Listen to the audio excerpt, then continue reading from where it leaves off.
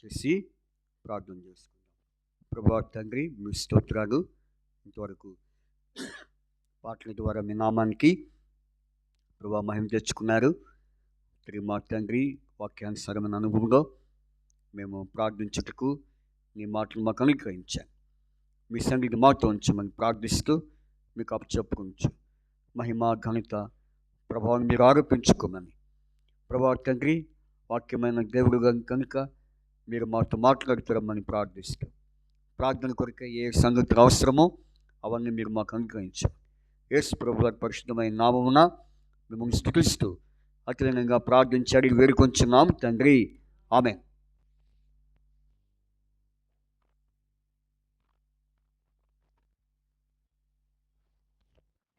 మన బైబిల్ పైకి ఎత్తి ఇంకోసారి పాడుకుందాం.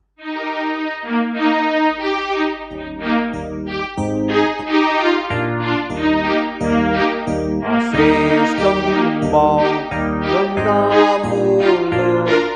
ఎచ్చుట చూచిన ఆదరణయున్నది సుఖ దుఃఖములు వాగ్దానమున్నది విశ్వాసముంచి దానించుడి. శ్రేష్టం బాగుందాములు ఎచ్చుట చూచిన ఆదరణయున్నది సుఖ దుఃఖములు వాగ్దానమున్నది విశ్వాసముంచి దానించుడి. విశ్వాసముంచి దానించుడి.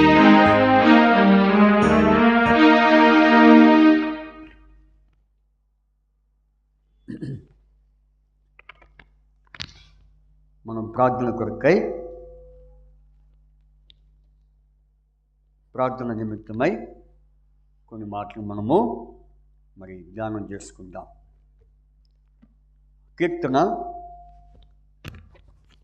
కీర్తనలు 121వ అధ్యాయం.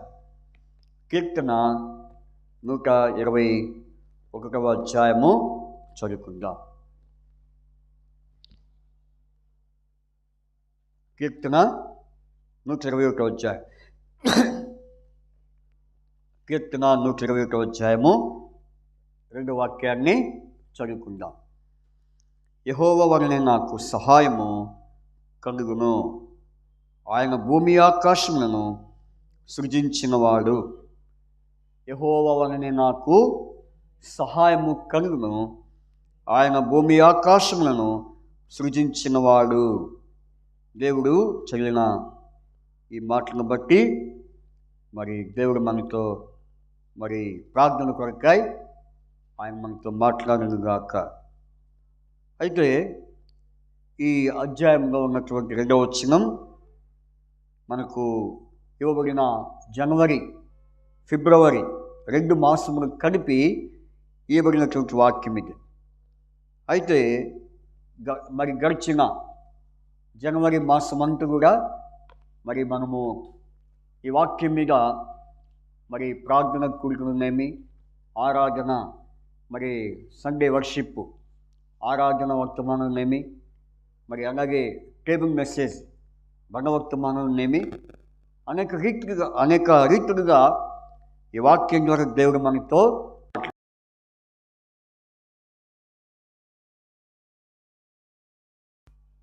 ప్రార్థన కూడిక నిమిత్తమై మనము దేవుని వాక్యాన్ని ధ్యానించుకుంటున్నాం.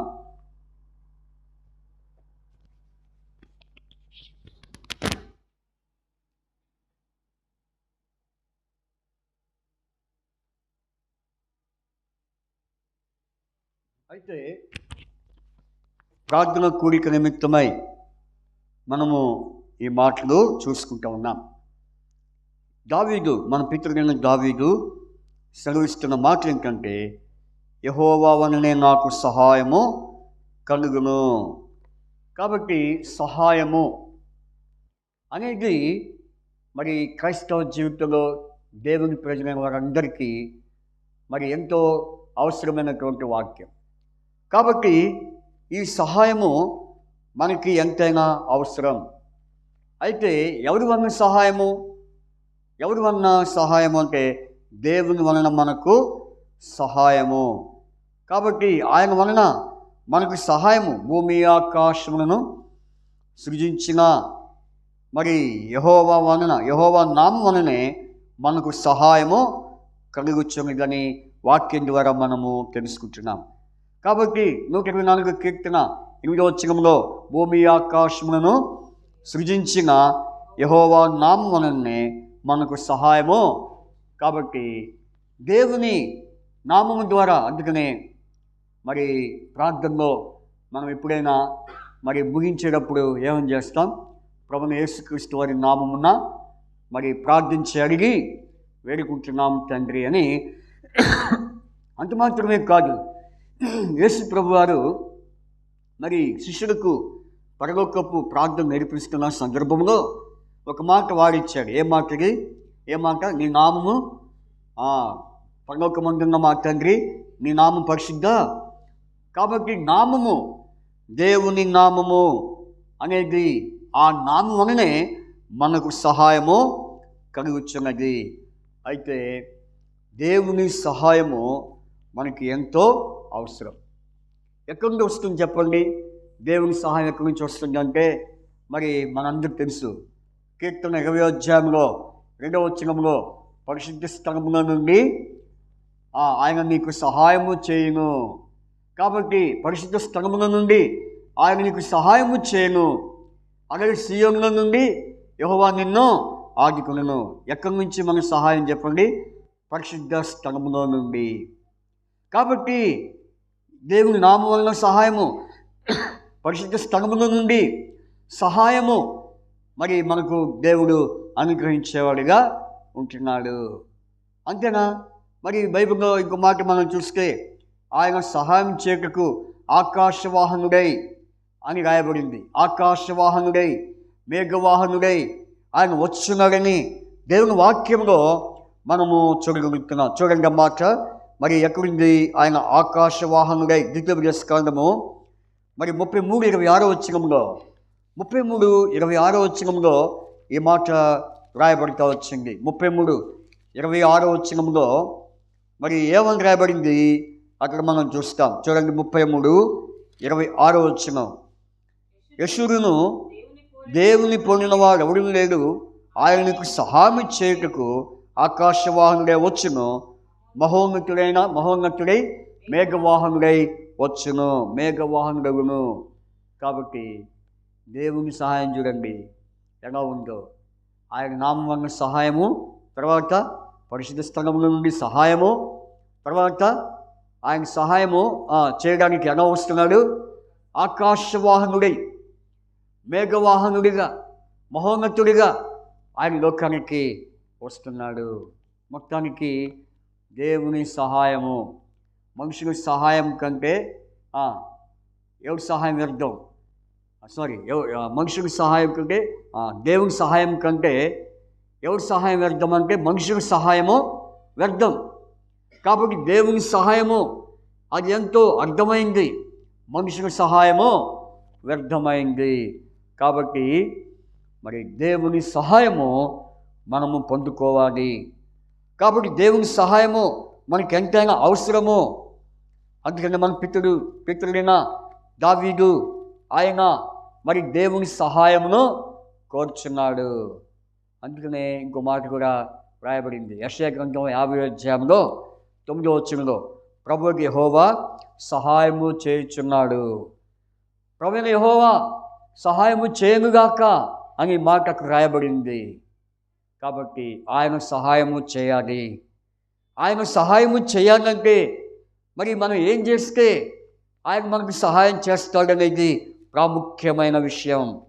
అందుకనే ఈ ప్రార్థన కూడికలో దేవుని సహాయము, మనుషుల సహాయం కాదు కానీ దేవుని సహాయము అది మనకెంతో విలువైన సహాయము. కనుక ఆయన సహాయము మనం ఎప్పుడైతే పొందుకుంటామో ప్రార్థన పూర్వకంగా దేవుడు మనకు సహాయం చేస్తాడు. ఇంకా మీకు ఒక మాట చెప్పాను, ఎవరి సహాయం వ్యర్థమో చెప్పండి? మనుషుల సహాయం వ్యర్థం. దేవుని సహాయము అది ఎంతో మనకు మరి విలువైనది. కీర్తన 60:11 రాయబడింది, మనుషుల సహాయము వ్యర్థము, మనుషులు చేయు సహాయము వ్యర్థము, శత్రువుని జయించుటకు మాకు సహాయము దయచేయము. చూసారా? కాబట్టి మనుషుల సహాయం వ్యర్థము. అలాగే ఇదే మాట కీర్తన 108:12 రాయబడింది. ఏమని రాయబడింది అక్కడ? దేవుని వలన మేము మనుషుల సహాయం వ్యర్థము, శత్రువుని జయించుటకు. చూడండి, ఎవరి సహాయం వ్యర్థమో? మనుషుల సహాయము వ్యర్థం. అంటే దీన్ని బట్టి చూస్తే ఎవరి సహాయం కొరకు ఇక్కడ రాయబడింది? దేవుని సహాయము. అందుకనే ఆయన సహాయము మనం పొందుకోవాలి అంటే ఏం చేస్తే ఆయన మనకు సహాయం చేస్తాడు, ఏ పరిస్థితిలో, ఏ స్థితిలో ఆయన మనకు సహాయం చేస్తాడు అనేది మనం ప్రాముఖ్యమైన విషయంగా తీసుకుందాం. చూడండి, మరి మన పితరులు వారి దేవుని సహాయం కొరకు వారు ఏం చేస్తారు అంటే ఇప్పుడు మనం చూద్దాం. చూడండి, మరి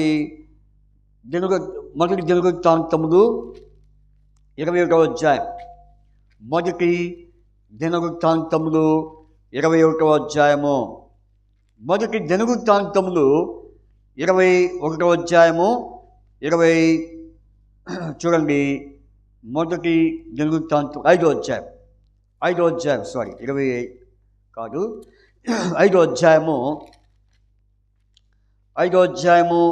21-22, 5వ అధ్యాయము 21-22, లేకపోతే 20వ వచనం కూడా, యుద్ధమందు వారు దేవునికి మొరపెట్టగా ఆయన మీద వారు నమ్మిక ఉంచినందున ఆయన వారి మొర ఆలకించెను గనుక వారిని జయించుటకు.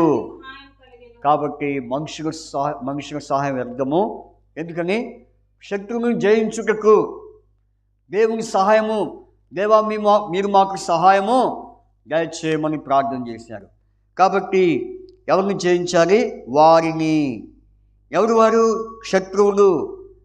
కాబట్టి చూడండి అక్కడ, మరి వీరు అగ్రీయులతోనూ ఎతూరీతోనూ నాఫీషు వారితోనూ నోదాబు వారితోనూ యుద్ధము చేసిరి. యుద్ధమందు వారు దేవునికి మొరపెట్టగా. చూసారా? యుద్ధమందు వారు దేవునికి ఏం చేశారు? కాబట్టి ఎవరు వీళ్ళు? రూబేనీయులు, గాదీయులు, మనష్షే, అర్థగోత్రపు వారిలో మరి ఇంకా అనేకులు 4,000 మంది దండు వచ్చినారు. 4,600 మంది ఉండిరి. వీరు హగ్రీయులతో, ఎతూరీ వారితో, నాఫీష్ వారితో, నోదాబు వారితో యుద్ధము చేసిరి. చూసారా? అంటే యాకోబు గోత్రికులు. ఎవరు వీళ్ళు? వీరు దేవుని యందు విశ్వాసం ఉంచడం ద్వారా వారు మొరపెట్టినారు నమ్మిక ఉంచినందున. దేవుని యందు నమ్మిక ఉంచినందున వీరు రూబేనీయులు, గాదీయులు, మనష్షీయులు వీరందరూ కూడా మరి యుద్ధమందు నేర్పరులై దండుకు పోటీన్నవారు 4,700 మంది 4,760 మంది ఉండిరి. కాబట్టి మొత్తానికి వీరందరూ ఏం చేశారు? దేవుని యందు నమ్మకం ఉంచారు. నమ్మకం ఉంచి ఏం చేశారు? ఇక్కడ మొరపెట్టినారు. ఆ తర్వాత ఏం జరిగింది చూడండి, 22వ వచనం, యుద్ధమందు దేవుని సహాయము వారికి కలుగుట చేత శత్రువులు అనేకులు పడిపోయిరి. చూసారా? శత్రువులు అనేకులు పడిపోయినారు, వారు చెర తీసుకొని పోబడ్డారు. రూబేనీయులు, గాదీయులు, మనష్షే అర్థగోత్రపు వారు వీరి స్థానమునందు కాపురం ఉండిరి. చూసారా? కాబట్టి వీరెవరంటే యాకోబు గోత్రికులు, ఇశ్రాయేలు గోత్రికులు. వారు దేవుని యందు నమ్మకం ఉంచి ఏం చేశారు చెప్పండి? ప్రార్థన చేశారు. ఇదే మాట దావీదు వాడాడు. ఏ మాట? నేను ఆయన యందు నమ్మకం ఉంచినందున ఆయన నాకేం చేశాడు? సహాయం చేసినని రాయబడి. చూడండి అన్నమాట, కీర్తన 28వ అధ్యాయం 7వ వచనం, కీర్తన 28:7, నేను ఆయన యందు నమ్మకం ఉంచడం వలన ఆయన నాకు సహాయము చేసాను. చూడండి, చదవండి ఎవరైనా. కీర్తన 28:7. కీర్తన 28.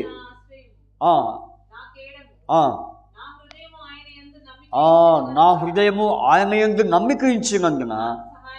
ఇప్పుడు వీరు కూడా ఏం చేస్తారు ఇక్కడ? ఆయన మీద వారు నమ్మకం ఉంచినందున ఆయన వారి మొర ఆలకించాడు. ఆలకించి ఏం చేశాడు? వారికి సహాయము చేశాడు. హగ్రీయులు వారితోనూ ఉన్నవారందరూ వారి చేతికి అప్పగింపబడిరి. చూసారా, వారి చేతికి దేవుడు అప్పగించాడు. కాబట్టి మన జీవితాల్లో ఎన్నో పరిస్థితులు, ప్రతికూలమైన పరిస్థితులు మనకు సంభవించినప్పుడు మనం ఏం చేయాలి? ఆయన ఎందుకు నమ్మకం ఉంచుతూ ప్రార్థన చేయాలి. ఇది ఎంతో ప్రాముఖ్యమైన సంగతి. ఏదో ప్రార్థన చేసామంటే కాదు, కానీ ఆ ప్రార్థనలో ఏముండాలి? నమ్మకము.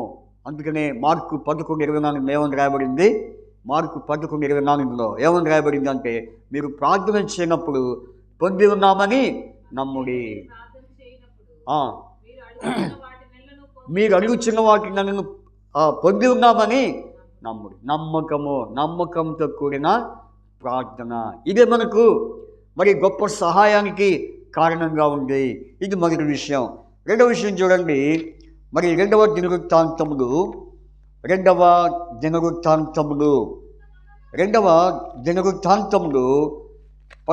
అధ్యాయము 11వ వచనం. రెండవ దినవృత్తాంతములు 14-11 వచనం.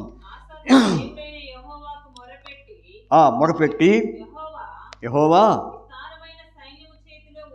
విస్తారమైన సైన్యం చేతిలో ఓడిపోకుండా బలము లేని వారికి సహాయం చేయుటకును నీకన్నా ఎవరు లేరు. మా దేవా యెహోవా, మాకు సహాయం చేయమని నిన్నే నమ్ముకుని ఉన్నాము. నీ నామమును బట్టి ఈ సైన్యమును ఎదిరించుటకు బయలుదేరి ఉన్నాము. యెహోవా, నీవే మా దేవుడవు. నరమాత్రులను నీ పైన జయమందనీయకమని ప్రార్థింపగా. ఆ తర్వాత ఏం జరిగింది? 12వ వచనం. యెహోవా ఆ కూషీలను ఆసా ఎదుటను యూదావారి ఎదుటను నిలవనీయక వారిని మొత్తినందున. ఎంత సహాయం ఇది! కాబట్టి వారు దేవుని సహాయం కొరకు ఏం చేశారు చెప్పండి? ప్రార్థన చేశారు. ఆ ప్రార్థనలో వారు వాడిన మాట గొప్ప మాట ఉంటుంది. ఏంటా మాట అంటే? ఏ మాట అంటే, నీకన్నా ఎవరును లేరు. యెహోవా మా దేవా, మాకు సహాయము చేయము. నిన్నే నమ్ముకుని ఉన్నాము. నీ నామమును బట్టియే ఈ సైన్యమును ఎదిరించుటకు బయలుదేరి ఉన్నాము. యెహోవా నీవే. చూడండి, 2 మాటలు ఉన్నాయి. ఏ మాటలు? ఇక్కడ నిన్నే, తర్వాత నీ నామమును బట్టియే, నీవే. అంటే ఇక ఎవరు లేరు, నీవు తప్ప మాకు ఎవరు లేరు. నిజంగా దేవుని మీద వారు ఏక మనసు కలిగి ఉన్నారు. కాబట్టి 2 మనసులతో వారు ప్రార్థన చేయలేదు. దేవుని మీద మనసు పెట్టి దేవుని మీద వారు ఆనుకొని, ఈ మాట మనకేం జ్ఞాపకం చేస్తుంది? నిన్నే, తర్వాత నీ నామమును బట్టియే, నీవే అనేది ఏం జ్ఞాపకం చేస్తుందంటే ఆనుకొని, ఆయన మీద ఆధారపడుట అనేది ఇక్కడ మనం జ్ఞాపకం చేయబడుతుంది. కాబట్టి ఆయన మీద ఆధారపడాలి, ఆయన ఆనుకోవాలి. అందుకనే యెహోవా నీవే ఆధారమగు వాడవు, నీవే ఆధారమగు దేవుడవని కీర్తన 3వ అధ్యాయం రాయబడింది. యెహోవాయే నాకు ఆధారమగును. తర్వాత మరి యెషయా గ్రంథం 26వ అధ్యాయంలో ఏమని రాయబడింది? 3వ వచనంలో, ఎవని మనస్సు నీ మీద ఆనుకును వారిని పూర్ణశాంతి గలవానిగా. కాబట్టి నిన్నే, నీ నామమును బట్టియే, నీవే అనే దాంట్లో ఆధారపడుట, లేకపోతే ఆనుకొనుట అనేది మనం జ్ఞాపకం చేస్తున్నాం. ఆనాడు ఆసా కూషీల గురించి, మరి ఇక అమోనీయులు, కూషీలు, పెరిజీలు, గర్గాషీలు ఎంతోమంది ఉన్నారు శత్రువులు. అయితే వారి మీద జయం పొందాలంటే ఆసా ఏం చేశాడు? ప్రార్థన చేశాడు. ఎటువంటి ప్రార్థన అంటే దేవుని మీద ఆధారపడుతూ ఆయన మీద ఆనుకునే ప్రార్థన. మొట్టమొదటిగా యాకోబు గోత్రికులు వారు ఏ విధంగా ప్రార్థన చేశారు? నమ్మకంతో కూడిన ప్రార్థన. రెండవది ఆశ. ఎటువంటి ప్రార్థన? ఆశలో ఉన్న ప్రార్థన ఎలాంటిదంటే ఆయన మీద ఆధారపడిన ప్రార్థన, ఆయన మీద ఆనుకునే ప్రార్థన. కాబట్టి ఆ ప్రార్థన వారికి ఏం కలుగు చేసింది? సహాయము చేయడానికి కారణమైంది. కాబట్టి మనం ప్రార్థన కూడా అటువంటి ప్రార్థన చేస్తే ఎంతటిదైనా దేవుడు ఏం చేస్తాడు? విజయాన్ని తీసుకొస్తాడు. మన జీవితంలో జయాన్ని ఆయన అనుగ్రహించేవాడిగా ఉంటాడు. కాబట్టి ఇది రెండవ సంగతి. ఆయన మీద ఆధారపడుతూ ఆయన మీద ఆనుకుంటూ మన మనసు, ఎవరి మనసు అయితే దేవుని మీద ఆనుకొని ఉంటుందో వారిని దేవుడు వారికి సహాయము, వారి ప్రార్థన, అటువంటి వారి ప్రార్థన దేవుడు విని వారికి సహాయము చేయగలుగుతున్నాడు. ఇది రెండవ విషయం. మూడవ విషయం చూడండి. మరి మూడవ విషయం రెండవ దినవృత్తాంతములు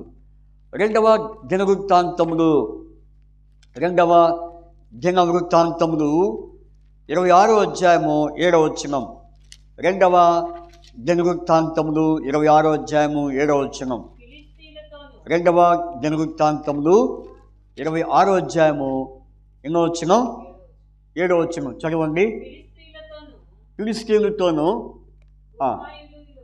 చదవండి. 7వ వచనం. ఫిలిష్తీయులతోనూ గుర్బాయిలో నివసించిన అరబీలతోనూ మెహునీయులతోనూ అతడు యుద్ధము చేయగా దేవుడు అతని సహాయము చేసెను. చెప్పండి నాయబడి. ఫిలిష్తీయులతోనూ గుర్బాయిలోనూ నివసించి ఉన్న అరబీలతోనూ మెహునీయులతోనూ అతడు యుద్ధము చేయగా దేవుడు అతనికి సహాయము. కాబట్టి ఎవరు అతను? అమజ్య. ఎవరు? అమజ్య. కాబట్టి అతడు తన తండ్రి అయిన అమజ్య చర్య అంతటి ప్రకారము యెహోవా దృష్టికి యథార్థముగా ప్రవర్తించెను. చూసారా? కాబట్టి అమజ్య చేస్తున్న ప్రార్థన ఇది. ఏం చేశాడు చెప్పండి? ఏం చేశాడు? ప్రార్థన చేశాడు. కనుక ఇక్కడ చూడండి, యెహోవా 5వ వచనం. దేవుని ప్రత్యక్షత విషయమందు తెలివి కలిగిన జకరియా దినముల్లో అతడు దేవుణ్ణి ఆశ్రయించెను. అతడు యెహోవాను ఆశ్రయించినంత కారణము కాబట్టి ఆశ్రయించాడు. కాబట్టి ఎవరో మనం మాట్లాడకూడదు.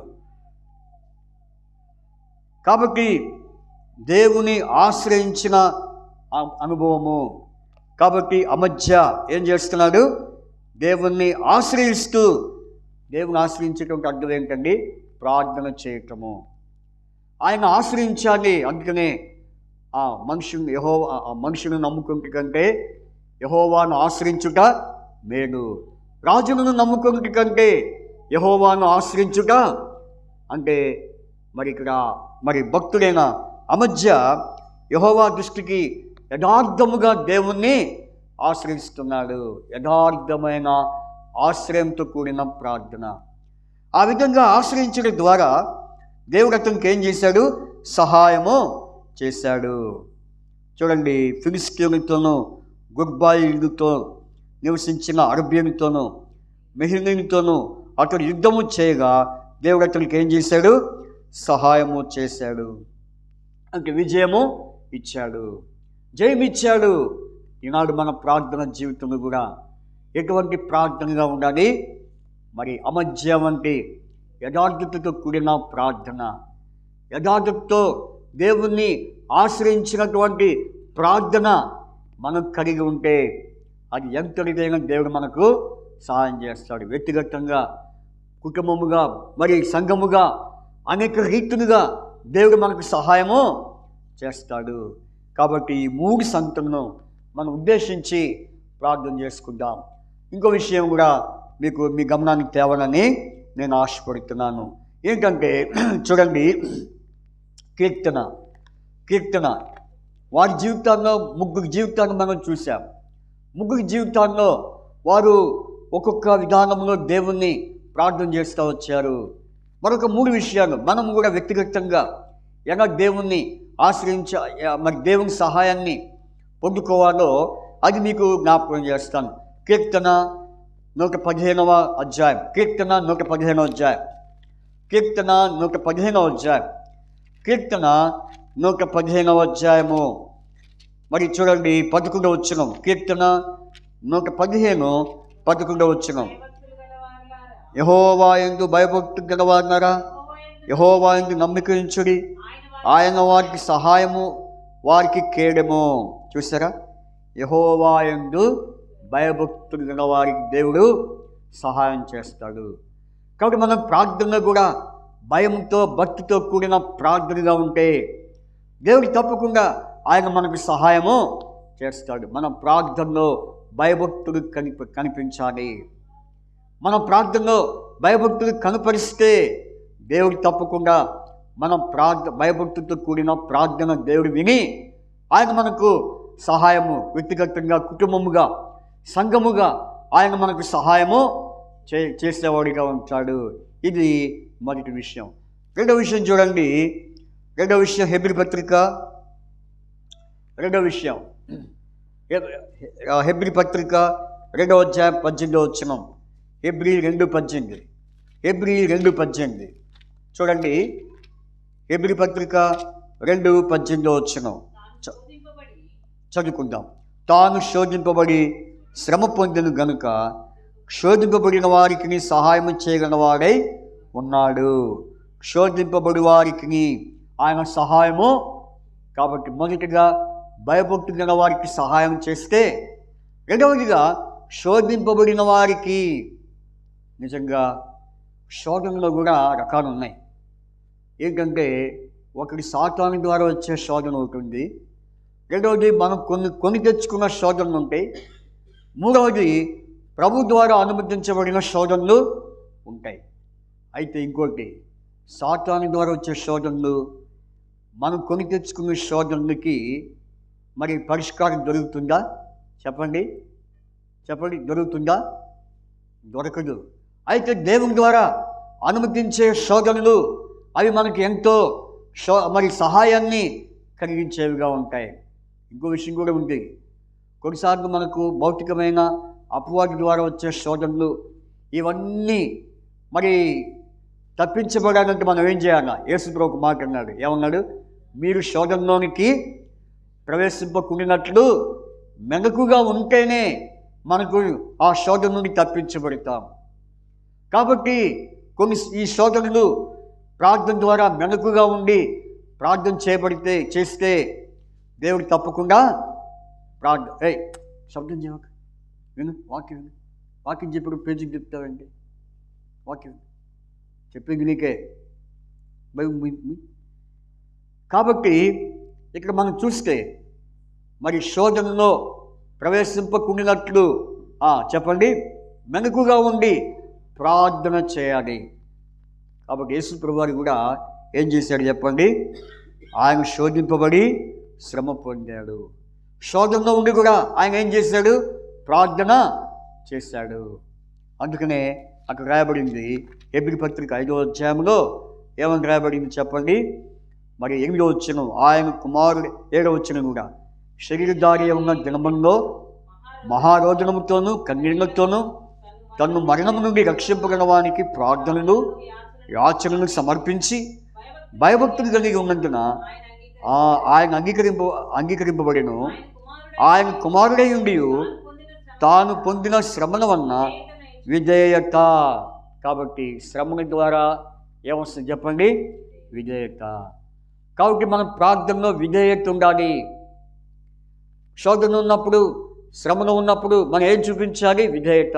మొదటిగా భయభక్తులు, రెండవది విధేయతతో కూడిన ప్రార్థన. కాబట్టి 3 వ్యక్తులు మనం చూసాం, వారి యొక్క ప్రార్థనలో ఉన్నటువంటి లక్షణాన్ని మనం చూసాం. ఇప్పుడు మన జీవితాల్లో కూడా భయభక్తులతో కూడిన ప్రార్థనగా ఉండాలి.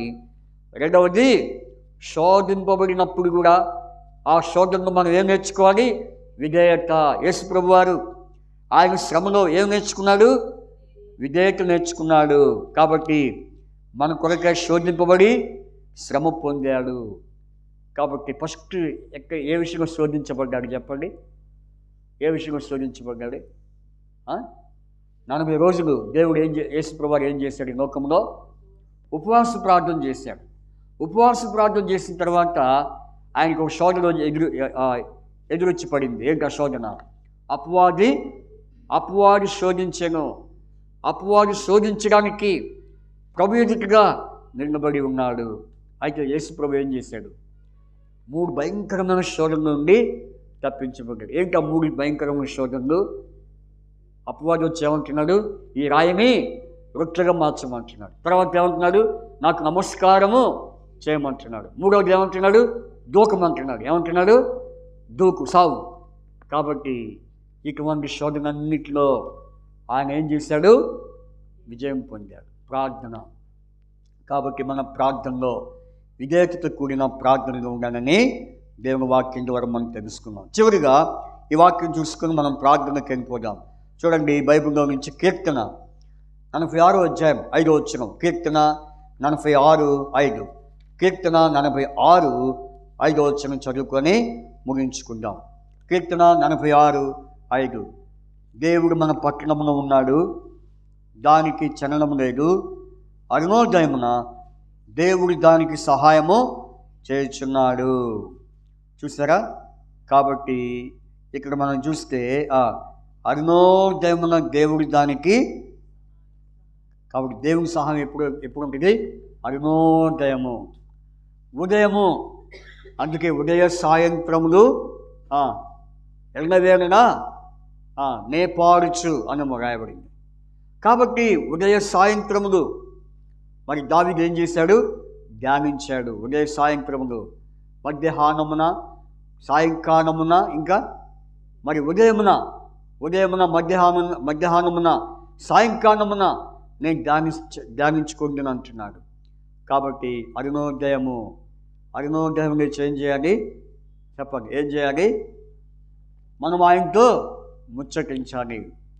ఉదయమునే లేచి, అందుకే పాట, ఏ పాట? ఉదయమునే లేచి నీ స్వరము వినుట నాకు ఎంతో మధురాము. దినమంతటి కొరకు నన్ను సిద్ధపరచు, రక్షించు ఆపదన నుండి, రక్షించు ఆపదన నుండి. నీ స్వరము వినిపించు ప్రభువా, నీ దాసుడా నాకించు. నీ స్వరము వినిపించు ప్రభువా, నీ దాసుడా నాకించు. కాబట్టి ఉదయంగా లేచి ఆయన స్వరము మనం వినేవారిగా ఉండాలి. ఆయన స్వరం వినాలంటే ఏం చేయాలి? నా గురులు నా స్వరమును అవి నన్ను వెంబడించను, నేను వాటిని ఎరుగుదును అన్నాడు. కాబట్టి ఆయన స్వరము, క్రీస్తు స్వరము మనం వినాలని ప్రార్థన చేయాలి.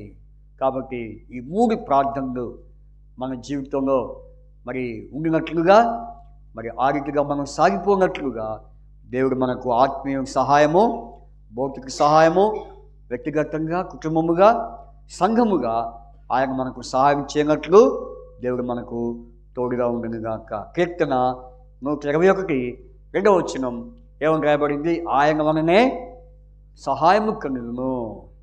కాబట్టి ఆయన భూమి ఆకాశములను సృజించినవాడు. ఈ వాక్యం బట్టి 3 భక్తులైన వారిని, 3 వ్యక్తులు మనం చూసాం. అలాగే మనకు వ్యక్తిగతంగా 3 విషయాలను మనము ఎలాంటి ప్రార్థన చేయాలి అనేది 3 విషయాలు చూసాం. మరి ఈ విషయాల కొరకు మనము ప్రార్థిస్తూ తర్వాత మరి ఆయా అవసరతల కొరకు మరి మనం ప్రార్థన చేద్దాం. ఆ రీతిగా దేవుడు మనకు ప్రార్థనలో సహాయం చేసి నడిపించునుగాక. ప్రార్థన చేయండి. రేపటి ప్రభుదినం కొరకు ఆదివారం పరిశుద్ధ దినం. మరి కొంతమంది ఆయా ప్రాంతాలను పరిచర్యకు పంపడినారు. కాబట్టి వారి కొరకు ప్రార్థన చేయండి. రేపు అనేక చోట్ల ఆరాధనలు జరుగుతాయి. మరి ప్రభు సాయం కొరకు ప్రార్థన చేయండి. అట్లాగే ఇంకా అనేక విషయాలు ఉన్నాయి. మరి జయరాజు కుమారుడు మరి హాస్పిటల్లో ఉన్నాడు, జ్వరం వచ్చింది. కాబట్టి దేవుడి దేవన్న మరి స్వస్థపరచబడ్డాడు. ఇంకా పరిపూర్ణ ఆరోగ్యము దేవుడు అనుగ్రహించినట్లు ప్రార్థన చేయండి.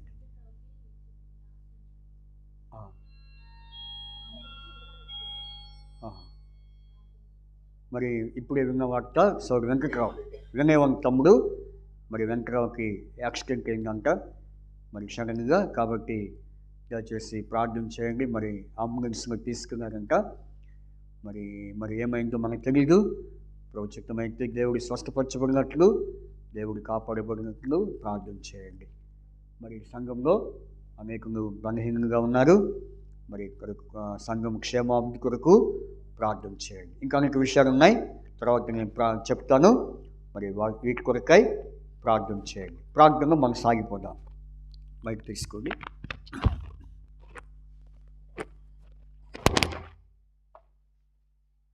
ప్రార్థన